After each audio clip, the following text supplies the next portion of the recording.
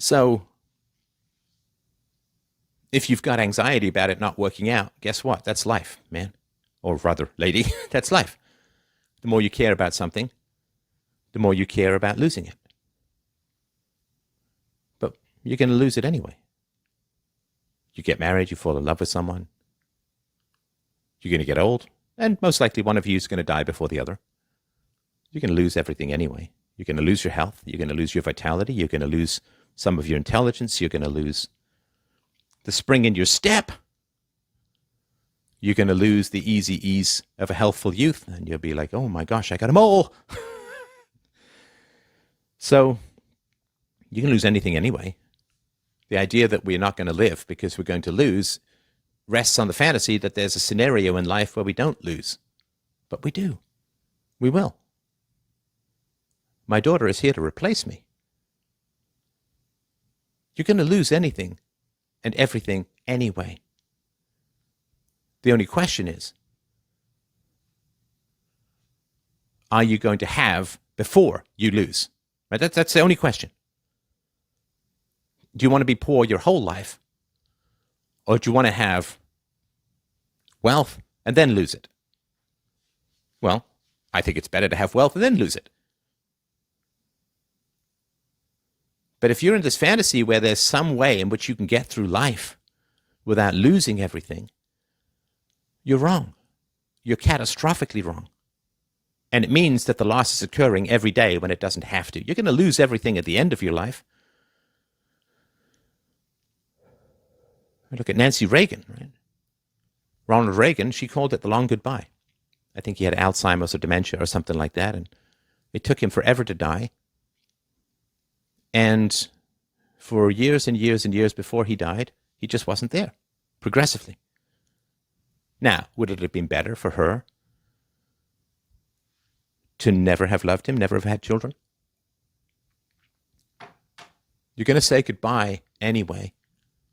Just don't say goodbye in the here and now, based upon the fantasy that if you never have, you won't lose. But you will lose. You will lose.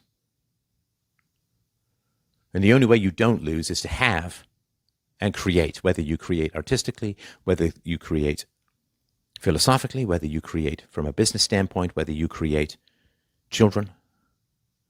It's the only way. It's the only way we don't lose is to leave something of importance behind. Don't let your gravestone be meh. Don't let your gravestone be, she's gone? Was she here? Don't let your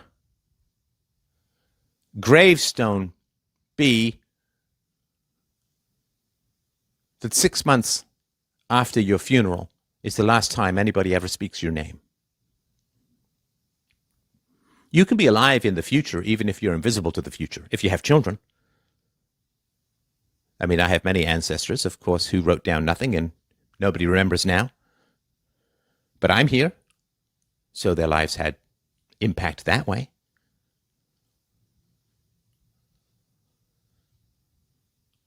Don't be cremated in the here and now because you fear death later. Don't let all of your desires turn to ashes because the worms will eat you when you're done. Oh, but if it doesn't work out, it's not going to work out. Life doesn't work out. You get old, you get sick, and you fucking die. Life doesn't work out. We lose everything. Everything decays. We fall apart. I am now afraid of sprinting.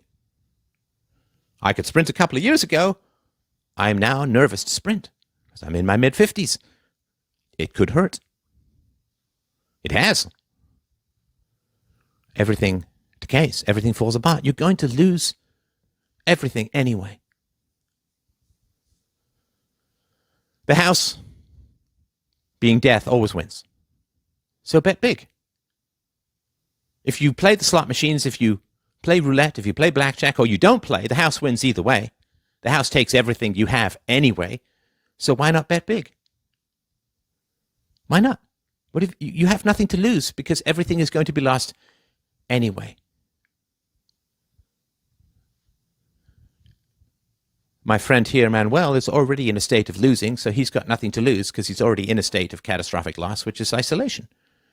It's the same thing with you, except you have a shorter time frame because of fertility. Oh, I could come out here with expectations, and I don't know if I can fulfill those expectations, and it might not work. Oh, you're going to die. You're going to die. It should be everyone's morning mantra. Look in the mirror and say, I'm going to die. I'm going to die. And it'll probably be a long goodbye. A long goodbye. But don't give death a single fucking ounce before you have to. Don't let fear of loss, which is inevitable because we're going to lose everything anyway, don't let that fear of loss mean that you won't have.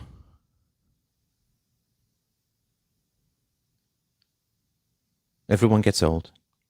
Everyone gets decrepit. Everyone gets sick. And everyone dies. You know it. I know it. And in the flourishing of the vitality of youth and middle age, and, I'm still a pretty vital and energetic guy in my 50s. I can play a good 90 minutes of pretty hard tennis. I have no back or joint problems. I work out. I'm a reasonable weight. But that's just for now. I'm on the downward arc. And listen, after our 20s, we're all on a downward arc. We're all on a downward arc. It's like we're on one of those log rides, they go down and they hit the water. But we're going to hit the water. Grab some candy on the way, man, because you're going to hit the water either way. Bet big because the house always wins. Live richly because you won't be able to live in time. Love deeply because you will be consumed by plants and insects and worms. And don't be the only thing that you leave behind is, well, he guarded well against loss. He didn't have his heart broken. Well, death is going to break your heart, literally, into its component atoms. Don't let your tombstone be food for worms.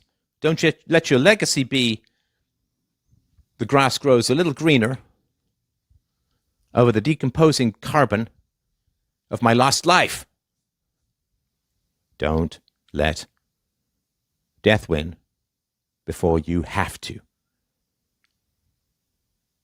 Don't let fear of loss win before you have to.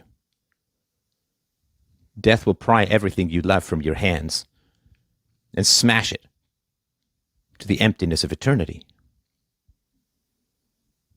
And that's the best case scenario. The worst case scenario is your absence then leaves a heartbroken society, family, friendship, or world behind. But you're going to get broken up and scattered to the winds of time, no matter what you do. And in fact, I believe that death comes sooner for those who don't love, because of the isolation, the depression, the anxiety, the stress. And we can imagine, of course, that the tribes wherein those who did not contribute the next generation or anything of significant value, but were, in a sense, useless eaters, as the harsh Marxist phrase goes, that those societies wherein the isolated and unproductive lived forever, well, they'd have fewer resources for their children and probably wouldn't survive as well. So there are evolutionary pressures on a life of lonely loss being shorter than a life of rich bliss.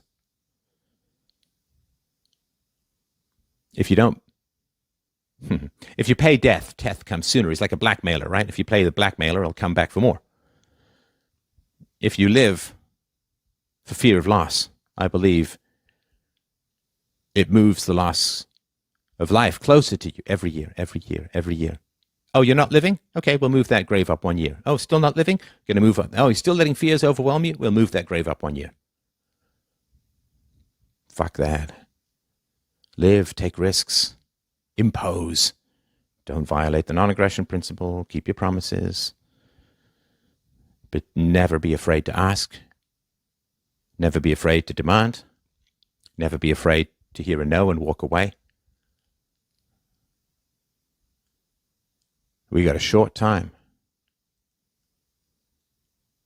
Aim to have a short life, right? Because time flies when you're having fun. You want to have a long life, be unhappy, right?